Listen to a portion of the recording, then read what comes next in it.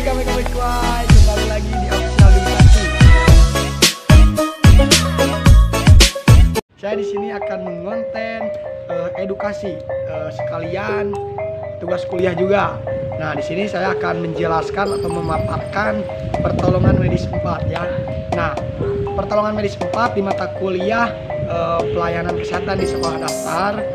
Ini medis 4 itu yaitu paparan panas dan luka bakar. Nah, jadi banyak ya orang yang terkena paparan panas biasanya kalau dia itu saat melakukan aktivitas di luar rumah ya, apalagi di jam 12 ke sana yang memang panasnya itu sangat menyengat. Nah, ini biasanya akibat dari paparan panas sendiri banyak gitu akibatnya. Yaitu ada tahap 1 dan tahap 2. Tahap 1 itu yaitu heat exhaustion, yaitu kelelahan panas. Nah, biasanya akan mengakibatkan kelelahan panas. Sedangkan tahap 2 yaitu heat stroke. Jadi heat stroke itu sengatan panas. Nah, itu kayak sengatan lebah ya.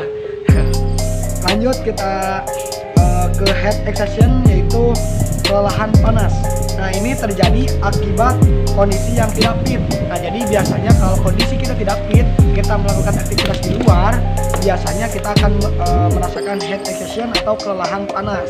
Nah, mengakibatkan sistem sirkus itu terganggu. Nah, lalu ada terjadi apabila respon pengaturan suhu tubuh tidak mampu menjaga keseimbangan antara heat gain dan heat loss. Heat gain itu apa? Keuntungan panas, dan heat loss itu apa? Kekurangan panas. Nah, itu tidak stabil, tidak bisa terespon, maka akan mengakibatkan heat exhaustion atau kelelahan panas.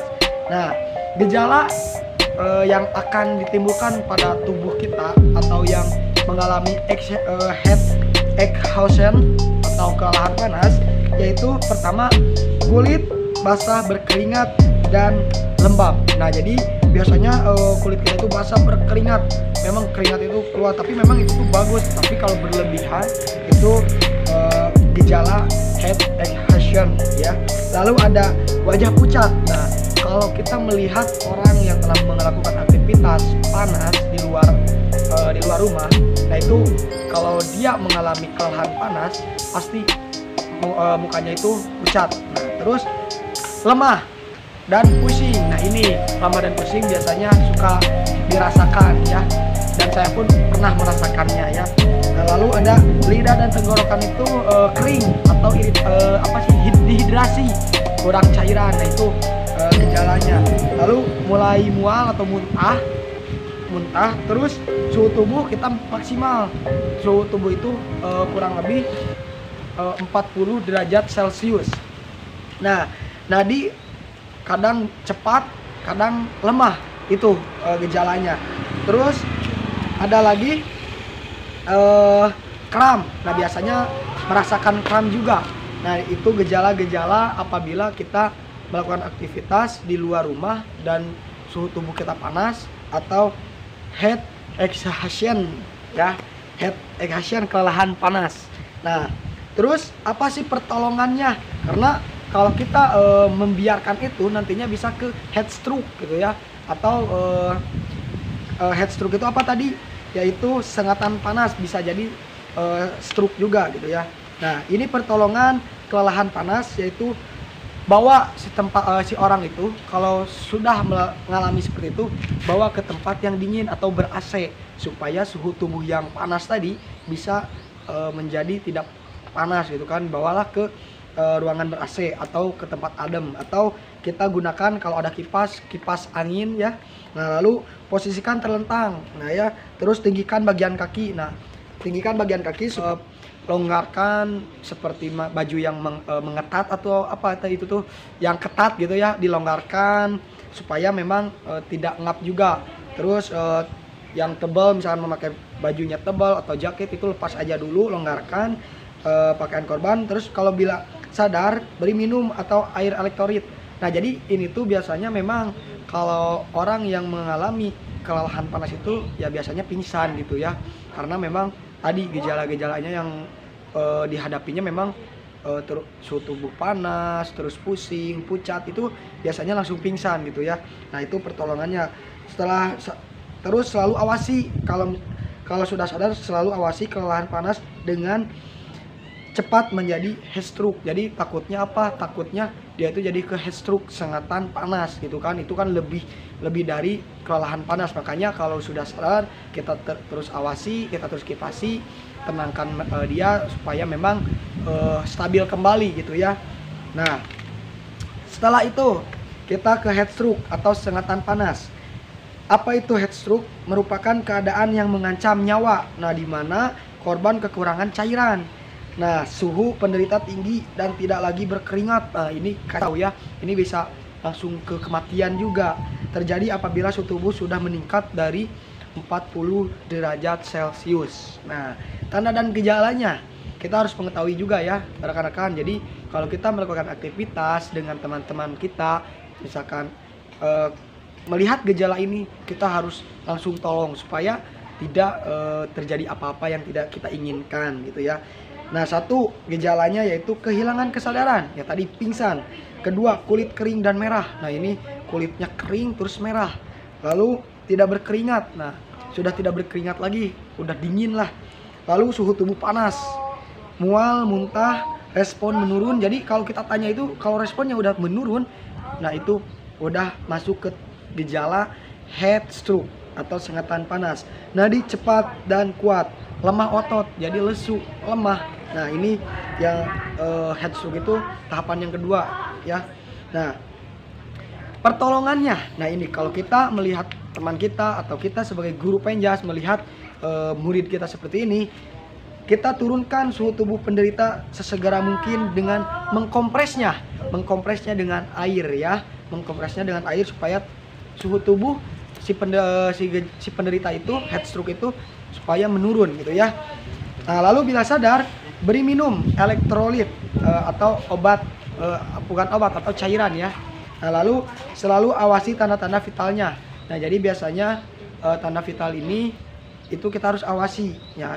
Bila perlu rujuk ke rumah sakit karena ini memang udah tahap kedua ya dari heat exhaustion atau kelelahan panas. Nah, itu rekan-rekan, jadi sebelum kita melakukan ke rumah sakit, pertolongan pertama wajib kita lakukan karena supaya dia itu bisa ke rumah sakit itu dengan masih bisa diselamatkan gitu ya.